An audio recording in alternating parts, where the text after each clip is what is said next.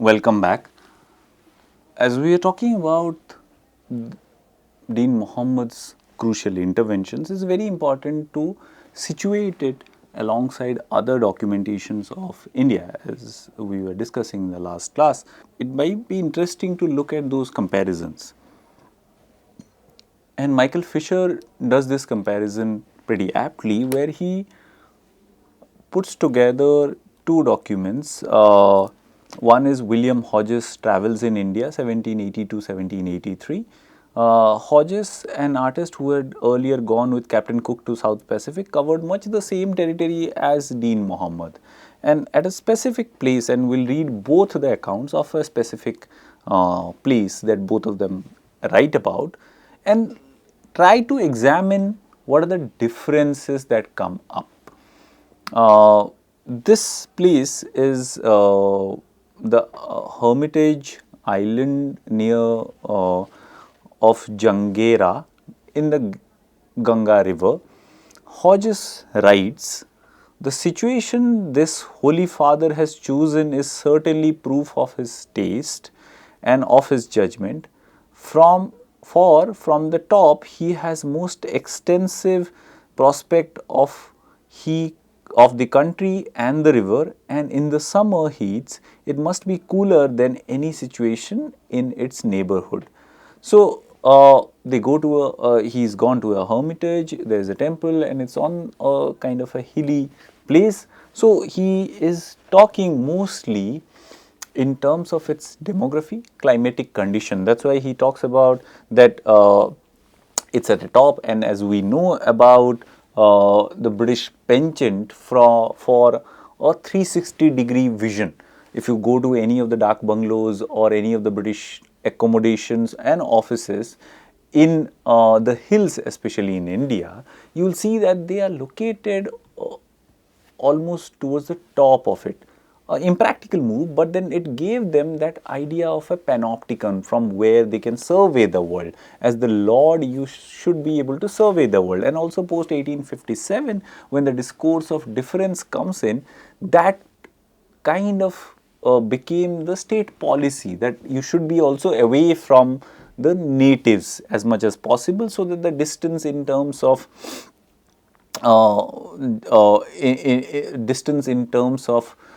space is maintained, as well as in terms of scale is maintained, that like we live higher and we can look down and look at everything that surrounds us, both from a security position as well as to impress the colonial domination. So therefore Hodges is interested in the material realities in which the hermitage is based, and he says that you can have a most extensive prospect of the country and the river. So he is also always thinking in terms of like you can see what all is there around, right? So of his country he can have a look, 360-degree vision, the panopticon, and also the river, because that's probably where from the enemy can come. So you can see the colonial administrators' vision coming in, and in the summer heats it must be cooler than the rest. So again, a climatic consideration that underlined the colonial project. But if we look at the fifth letter, seventh letter actually, sorry, we have a similar account of the same place, and we see Dean Mohammed's account. We give our horses in charge to the sahis or the servants, who have always the care of them, and passed over to the island in one of the fishing boats that ply here. When we advance towards the hermitage, which as an object of curiosity is much frequented by travellers, the fakir or the hermit who held his residence here for many years came out to meet us. So you already can see it's much more a humanist account. The presence of the hermit is acknowledged, whereas in Hodges' account, it's curiously depopulated. We are only looking at the site, We are only looking at the place itself. He does not talk about the fakir at all. He just says that it must be great for him, and he has built it with great insight and eye for details where his hermitage should be. But here you immediately are confronted with the presence of the hermit himself, the fakir, and you have a lengthy description of who he is and what does he do, how does he look. He wore a long robe of saffron color muslin down to his ankles with long sleeves, and on his head a small mitre of white muslin, and his appearance was venerable from a beard that descended to his breast. Already words like venerable are used, so you can see a certain kind of an insider's view, that someone who is respectable and who respects this kind of a spiritual leader. You can see that this veneration comes from being part of the landscape of India, where you are generally respectful of the sadhus or the fakirs or the hermits, and this is a continuing thread that will be there throughout the account, where you will see Deen Muhammad being respectful to religions. In I think one of the letters, he mentions how this British official will kick at a stone which is supposedly a local god or goddesses and dies the next day. So you see a generally a insider's point of view. But then also what is very interesting to look at in the next line is his elaborate use of a metaphor.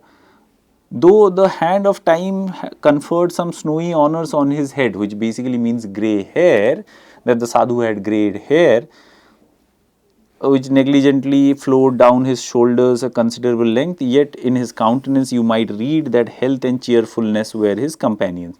You can also see the felicity with English language, and we are talking about the first writer in English from India, and you can see a general comfort with the language where he is not afraid to use elaborate metaphors or use lengthy sentence structures which were prevalent at this point of time. As he approached us with a look of inconceivable complacency, tempered with an apparent serenity of mind, and assured us that whatever his little habitation could afford, he was ready to supply us with. And this chimes in with the earlier point he was making, that we are generally devoid of fraud, or we are generally people who share with our neighbors. So that's why the Sadhu Baba is also talking about whatever he can afford to share with these group of people who have come in the boat, he will share, and he is generally unperturbed by their presence. While he was thus speaking, he seemed to turn his thoughts a little higher, for with eyes now then raised towards the heaven, he continued to count a long bead that was suspended from his wrist. He had another girt about his waist. We went with him into his dwelling, which was one of the neatest I have ever seen. It was quite square and measured from one angle to the other, not more than 5 yards. It rose to a great height, like a steeple, and the top was flat, encompassed with battlements, to which he sometimes ascended by a long ladder. At certain hours in the day, he stretched in a listless manner on the skin of some wild animal, not unlike a lion, enjoying the pleasure of reading some favorite author. In one corner of the house, he kept continual fire, made on a small space between 3 bricks, on which he dressed his food, that consisted mostly of rice and the fruits of his garden. but whatever was intended for his guest was laid on a larger fire outside the door. When we spent a little time in observing everything curious inside his residence, he presented us some mangoes and other agreeable fruit, which we accepted, and parted our kind host, having made him small acknowledgment for his friendly reception, and passed encomiums of the neatness of his abode and rural beauty of his garden.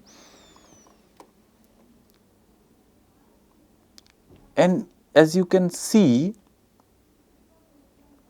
he also accounts for that we passed over to the continent in a boat belonging to the fakir that conveyed provisions from the island to the people passing up and down the river, who left him in return of such commodities as he most wanted, and joined the army which arrived the following day in Mongori.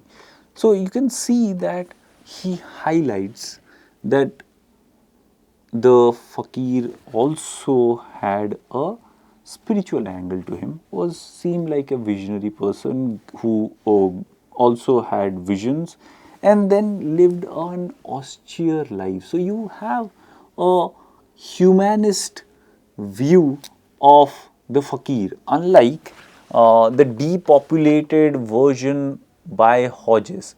And if Hodges would have extended the description, he probably would have been suspicious of the fakir, probably would have thought that the fakir was trying to do something else.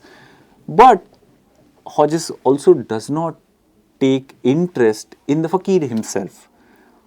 But as I said, you will see again and again through his letters, Dean Muhammad exploring the spiritual angle and the side of India, that how Hindus and Muslims are living there, uh, these fakirs are there, and as you can see, it's not marked by a typical division in the way that the British would do, that this fakir belonged to the Hindu order or the Muslim order. That would have been the primary preoccupation of the British documentation here, because they want to categorize, right? So here you don't see that kind of a categorization coming up. If you look at, though, it's not as if Dean Muhammad is away from those kinds of categorization or does not participate in the British discourses about India.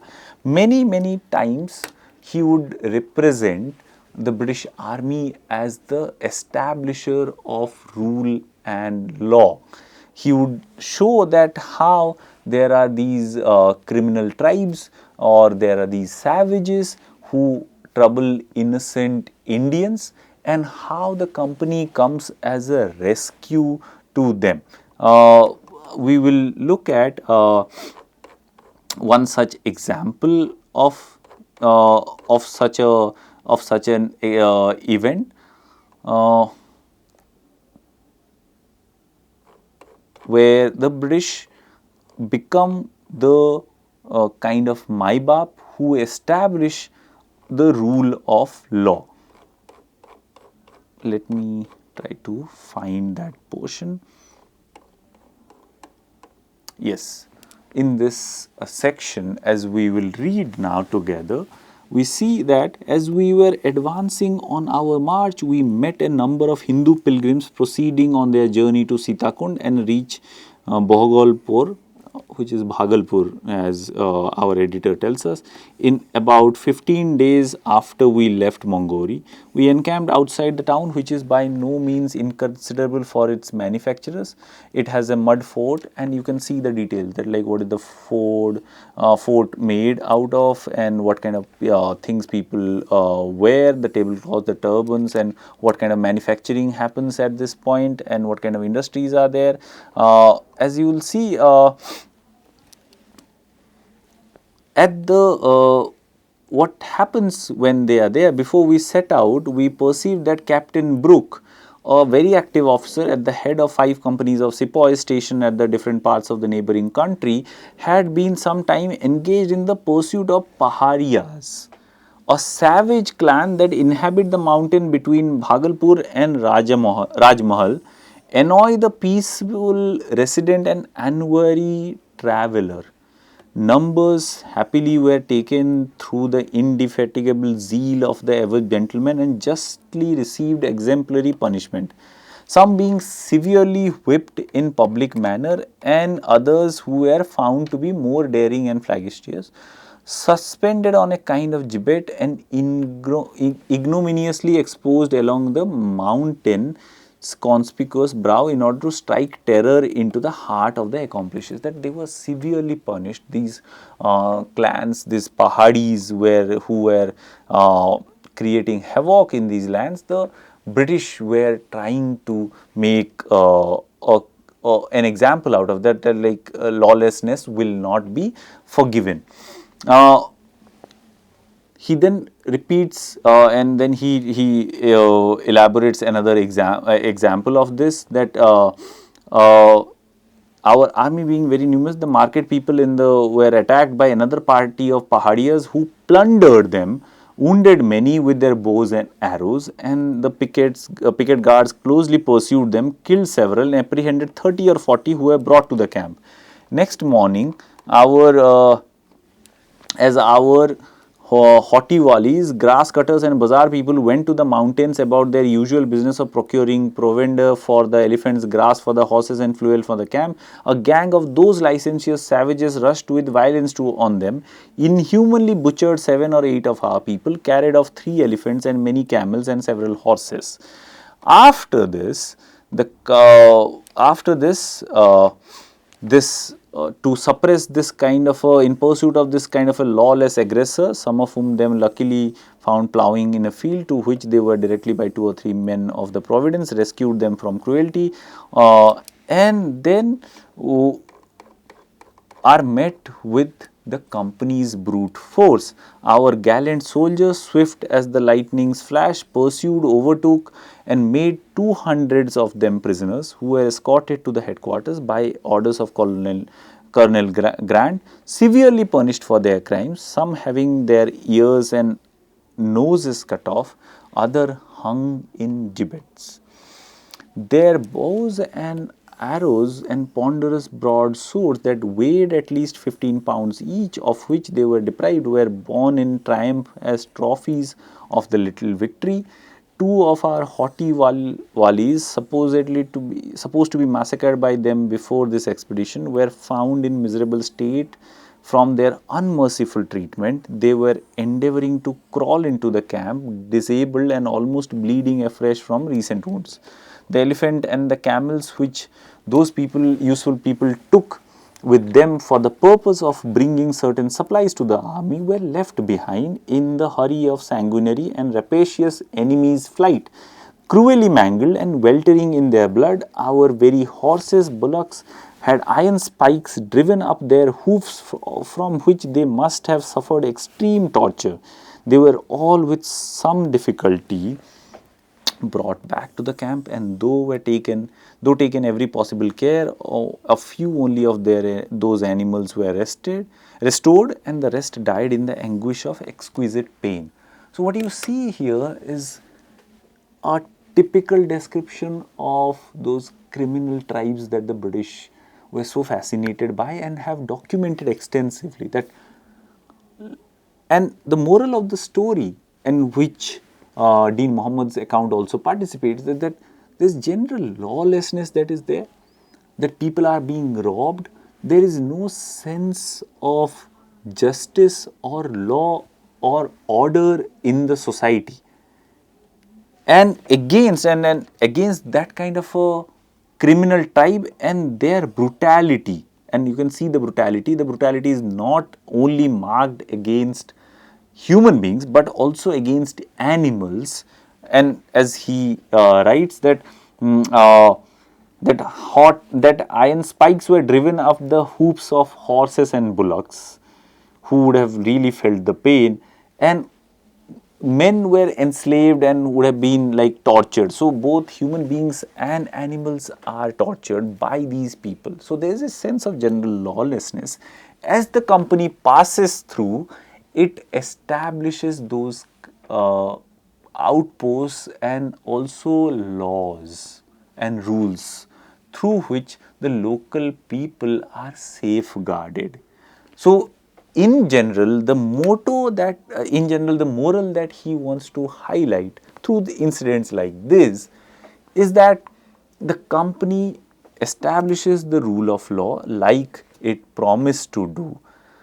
Uh, in that, it becomes a typical colonial travelogue, championing the cause of the company and of the military of which he was part of. So, you can see Dean Muhammad's liminal positioning, and let's outline those positionings itself. He was an Indian who was born in Patna but worked for the British army. Secondly, he was a writer who was Indian by birth and lived most of his life here, but he was writing about India from Ireland, and a publication that will be read mostly by the British. So you can see, and then the uh, other part that needs to be emphasized is that he is writing in a genre that is colonial in nature, has a long tradition of colonially inflected accounts, like the travels by many British and European explorers. Yet he writes the Indian experience into it. On the one hand, he champions the British as the rule givers and also people who establish rule of law in India. On the other hand, he provides an counter narrative to Hodges, which was about the fakir. We also have similar kind of different accounts where he also again talks about war and how Banaras uh, is uh, is conquered and the rule of law is established by the British, but it takes a lot from it. That he talks about the horrors of the war. He talks about, he says, the country about Banaras is considered as the paradise of India, remarkable for its salubrious air and landscapes and wonderful things, while the wasteful war spreads her horror over other parts of India. This blissful country often escaped her ravages, perhaps secured by its distance from the ocean. And then he goes on to he goes on talking in poetry. He breaks into poetry, and then he talks about the destructive war and its ruthless hand, and he talks about the ruffian violence. So you can see a general disinclination towards violence and the war that has been brokered because of the company itself, and it's being fought by the British army itself. So you have both the accounts coming together here. One that subverts the British authority and the British doing, and the other one which reinforces that, both in terms of textual as well as the thematic concerns of the travels of Dean Muhammad. What I mean by that is that when we are talking about how it subverts the genres of travelogue and the form of epistolary, while participating in those canonical forms, Similarly, something like that happens when he's talking about rule of law. On the one hand, he's talking about how the rule of law is being established by the British, which is very necessary for India, because India is generally seeped in lawlessness and taken over by these brutal clans. On the other hand, he also highlights the ravages of war, how those wars have a cost to the people in that sense. So, if we look at Dean Muhammad's accounts, he tells us and he lays the foundation for many such kinds of writings in English in India. One, firstly, by being a writer from Ireland, who is stationed in Ireland, he opens up what will be later a big chunk of Indian writers who will be diasporic, in nature. So, you will have diaspora writing which will go through this similar anxiety about the reader, that who is the reader for my work, and to suit that reader I might have divided loyalties in that sense. The second will be the writer who writes in English as a counter discourse, as he does in terms of writing back in a way to the empire, that he pushes seemingly innocent lines but which have very significant impact. We saw how in the first letter itself he subverts many of the expectations that are there from a typical travelogue at this point of time. So, Indian writing in English evolves through these kinds of counter discourses. We see an example of this in Ram Mohan Roy's letter also, where Ram Mohan Roy, writing the letter in English, or the Bhagalpur incident with the collector, tells us that English is important in this kind of a counter discourse. The third becomes the position of the writer.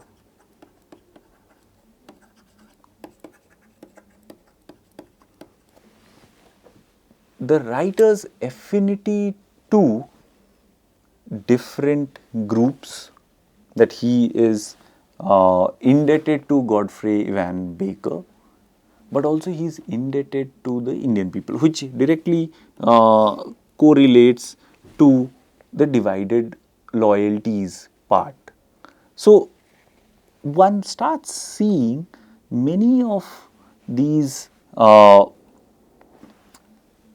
themes recurring in the later writings, and you can see through Dean Muhammad, and later after this you will have, and we have already seen in Ram Mohan Roy's letter, one can see the felicity with English in Indian writers, and we will see that kind of prods the first generation of English educated Indians who will come with Bankim Chandra Chatterjee, whose novel we will read next, which will be Rajmohan's Wife. By 1860s, you have a group of people who are coming up in the Indian scene who are not afraid to now go and write literary works. So, what Dean Muhammad's account tells us that there, after a long period of gestation from 1578, by the end of 18th century, Indians are now ready to embark with the help of English into a world that is uncharted, where they are able to do the fourth thing, which is to adapt the genres. adapt the English genres, the canonical genres. One of those genres will be novel, which we will look at in the next set of classes. I want to conclude this by talking about how we have reached now the pivotal time of 19th century. We started our journey in the last classes from 1578, first with a bureaucratic exploration that how English became the language of colonial administration and also of colonial instruction in India. And in these set of lectures, we looked at how English had a social life beyond that of the colonial, beyond that of the corridors of power in the colonial administration itself. We saw how English had a variegated site itself. Therefore, I will keep repeating through these lectures throughout the course itself that English is not only a language in India. As you see, English gives birth to new subject positions, new genres, new ways of negotiating with power, new avenues to find solidarities, bonds, and forge new loyalties also. We will continue these explorations in the upcoming lectures also. Thank you.